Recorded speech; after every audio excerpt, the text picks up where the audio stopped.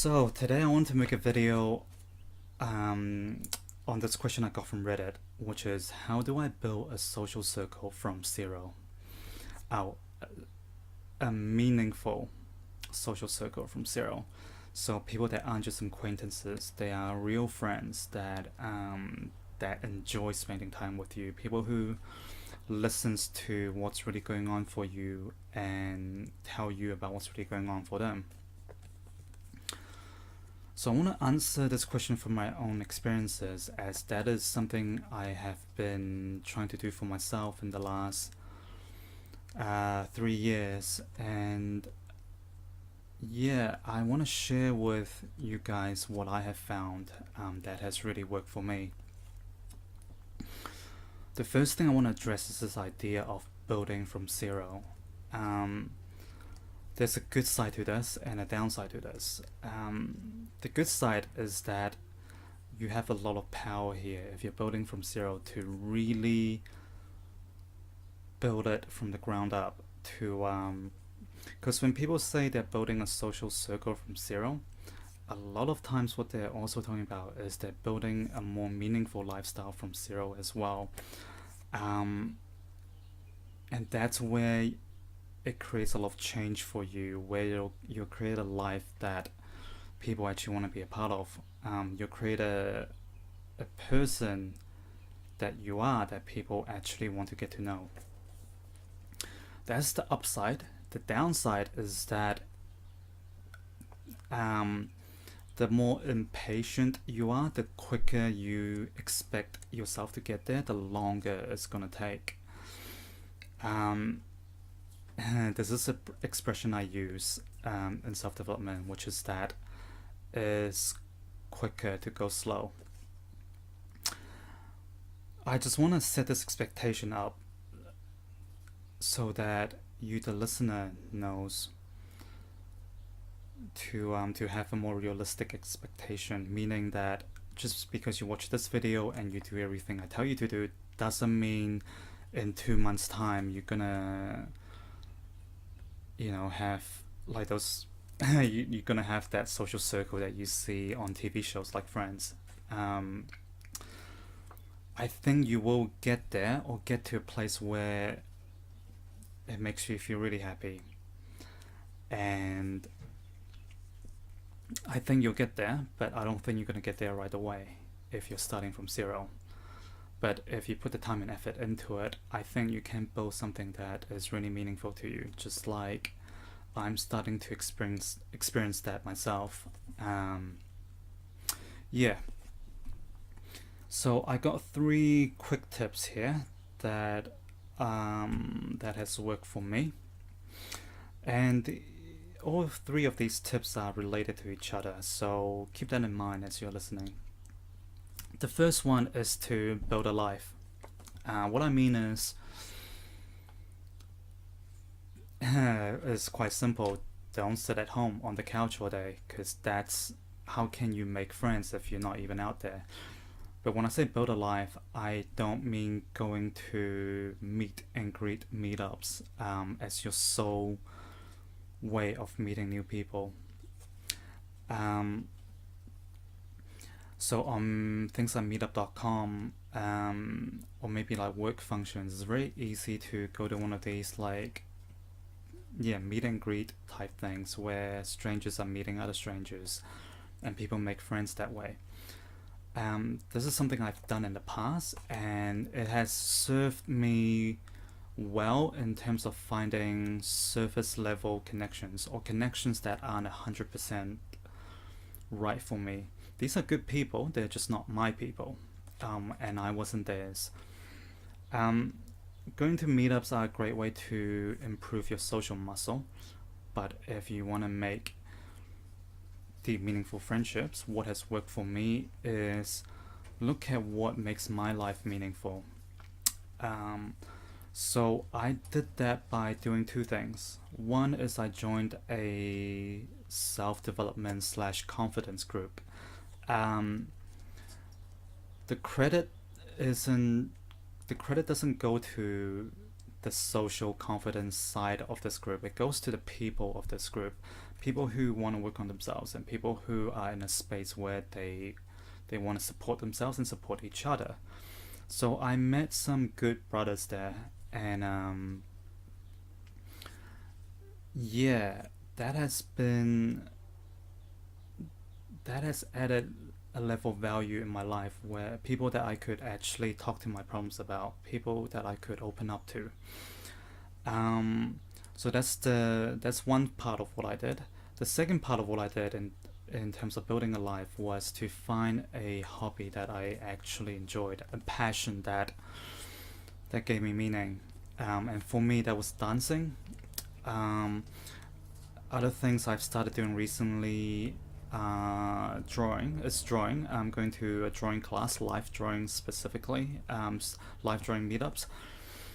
And something else I started doing is started to play beach volleyball as a sport. um, but the important part about this is to find something that you enjoy doing, like a hobby or a passion, and dancing is my main one.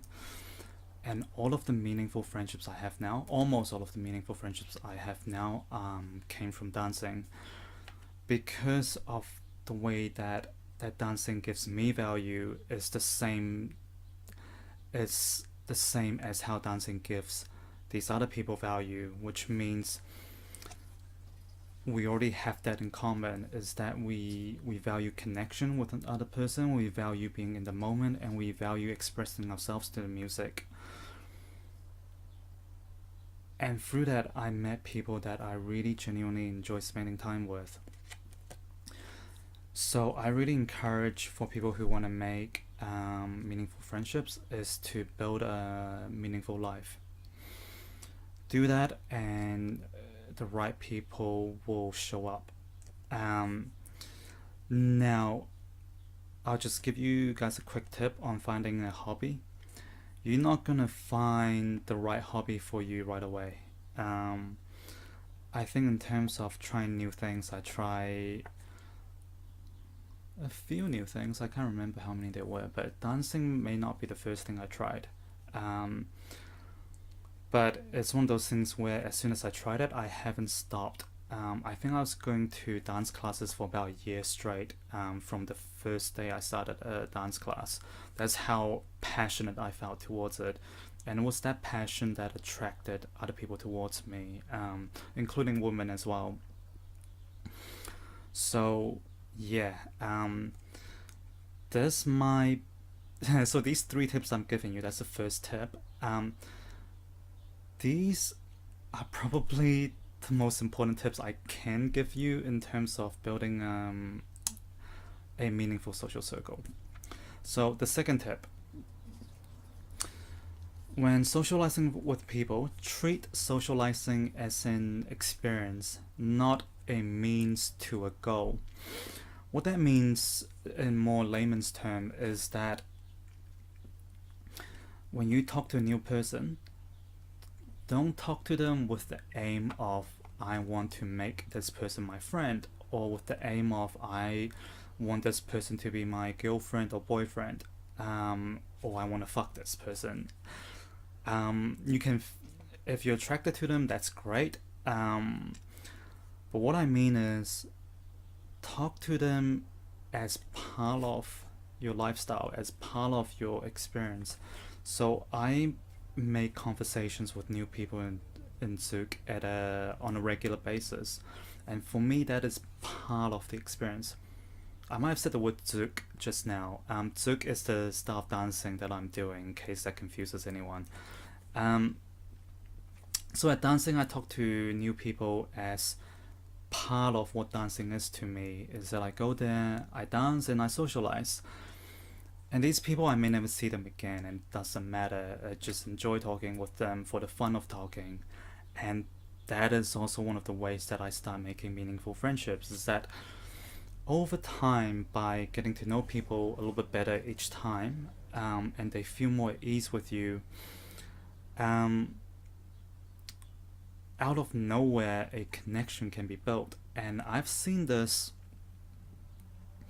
This has happened to me more than once now in the dance scene. In fact, very recently, I became close friends with this person from dancing very quickly. Um, and it all happened from a text message that we sent each other one night. When they asked me if I was gonna go to this dance thing, I said no, but if you like, let's go get a cup of tea. From that, we actually had a really meaningful conversation, and it kept building from there. But that wouldn't have happened if I didn't invest time into talking to the people there. Not just this person specifically, but I talked to almost everyone at dancing. And through that, the people who actually like me and my personality, they started to pay attention, and over time, we get closer, and one day it'll kind of just happen. At least that's been my experience with it. The key point I'm trying to make here, with all of those stories, is that talk to people with a genuine interest in just talking. If this person doesn't become your friend, it doesn't matter. Don't talk to people with the aim of achieving a goal, with some sort of external outcome, like I made a friend today, or I asked this woman on a date, or I have a girlfriend now. It's take an interest in people for the sake of taking an interest in people. Socialize with people for the experience of socializing. I don't mean experience as in you gain wisdom and knowledge in socializing. That's a part of it. But when I say experience, as it's something that you go through, something that you feel, you know? Go to a dance class, feel the energy of the dance class, talk to the people there, because it feels good doing it. Don't do it for the sake of some indeterminate goal in the future that you can't control. So that's my second tip. This video is starting to get longer than I anticipated, so I'll try to do the third tip as quickly as I can. The third tip is increasing your social courage. As I said, these three tips are vital to how I formed a meaningful social circle for myself. And this third tip is, in my opinion, pretty vital as well. Increasing social courage. So often we don't put ourselves out there because we're shy. But those little moments where you're not shy, where you put yourself out there, are these little moments that build up towards a friendship. Remember earlier when I said a close friend that I made recently, all I did was invited them over for a cup of tea. Now, a person that has fear of socializing may not do that for the fear of rejection or whatever. This idea of inviting people to spend time with me, that's something I do on a somewhat regular basis now as well, and it doesn't really bring me that much anxiety to do so because of the practice I've had in building my social courage.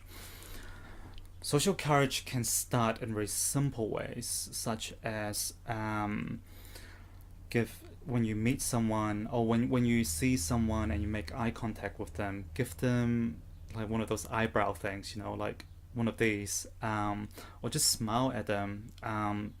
When you stand next to a person at the thing you go to, at a hobby you go to, say hi, how's your day going, take an interest in them. And do that on a regular basis. I'm going to list things that you can do to increase your social courage, and I'm going to list it in terms of the level of courage required.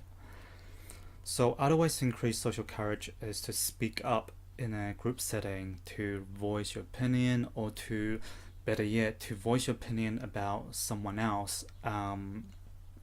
If what they've said resonated with you, or you want to give them a compliment. Again, that's a behavior that I started to do as well, where I would actually give people compliments, personalized compliments, meaningful compliments, in front of a group setting, and in that one moment, other people who feel the same way as I do will resonate with the compliment and actually give value to this person I've targeted as well. And it's an amazing thing to do for the other person. And to know that I created a window for that to happen, that's a way that I increase my social courage, but at the same time, it gives value to everyone in that group. Other things you can do to increase social courage is to stand in the middle of the room and not by the walls. And I mean that literally as well as metaphorically. What I mean is start exposing yourself to being the center of attention a little bit more.